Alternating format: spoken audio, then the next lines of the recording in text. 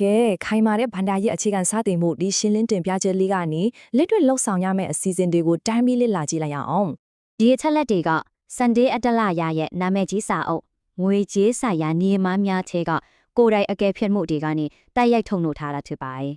စတင်သူတွေအတွက်အရေးကြီးဆုံးကတော့ကိုယ့်ရဲ့လက်ရှိငွေကြေးအန်တာတွေကိုအရင်ဆုံးရှာဖွေဖို့ထုတ်ကိုပဲဖြစ်ပါတယ်။အဓိကအဟန့်အတာတစ်ခုကပင်ပန်းစွာရှာထားတဲ့ဝင်ငွေကိုဇိမ်ခံပစ္စည်းတွေမှာသုံးပေးလိုက်တာပါ။မြတ်ကိုပဲသုံးရမှာပါ။နောက်ထပ်အန်တရယ်များတဲ့ထောင်ချောက်ကတော့လာစာတစ်ခုတည်းကိုပဲမိခိုးနေတာပါ။ဝင်ငွေလမ်းကြောင်းများစွာတိဆောက်ထားဖို့လိုပါတယ်။ မမဆိုတာငွေကိုချက်ချင်းသုံးပေးဖို့တွန်းအားပေးပြီးရပ်ဆက်တဲ့ခင်ဖေပြောင်းလဲပစ်တဲ့စိတ်ထဲကအတန်ဆိုးတစ်ခုပါ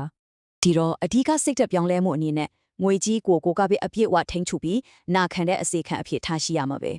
ဒါကြောင့်အရေးအကြီးဆုံးအချက်ကတော့ငွေကိုတင်းကျပ်စွာထိန်းသိမ်းရမယ်ပထမနည်းရမှာပါပဲငွေဆိုတာသုံးပြဖို့မဟုတ်ပါဘူး တကယ်တော့စစ်မှန်တဲ့ချမ်းသာကြွယ်ဝမှုဆိုတာတက်ကြွတဲ့ယုံကြည်မှုနဲ့အမှန်တကယ်စူးစမ်းအထောက်မှုပေါင်းဆက်မှသာရရှိနိုင်တာဖြစ်ပါတယ် ငွေကိုပိုအလုတ်လုတ်စီဖို့အကောင်းဆုံးထုတ်ကုန်တွေဖန်တီးတာတန်ဖိုးရှိတဲ့ဝန်ဆောင်မှုပေးတာတွေဟာစတင်သူတွေအတွက်အရန်လက်တွေ့ကြတဲ့နည်းလမ်းတွေပါ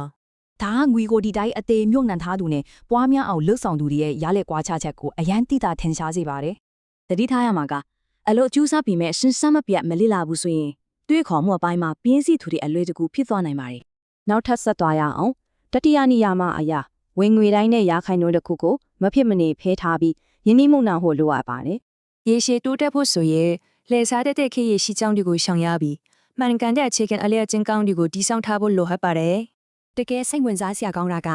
နောက်ထပ်ရမယ့်လာစာကိုခဏတာဇင်ခံပြီးစီးတော့သုံးပါလားဒါမှမဟုတ်ရေရှည်အမွေနဲ့တော့သုံးပါလားဆိုတဲ့မိခွန်းပါပဲ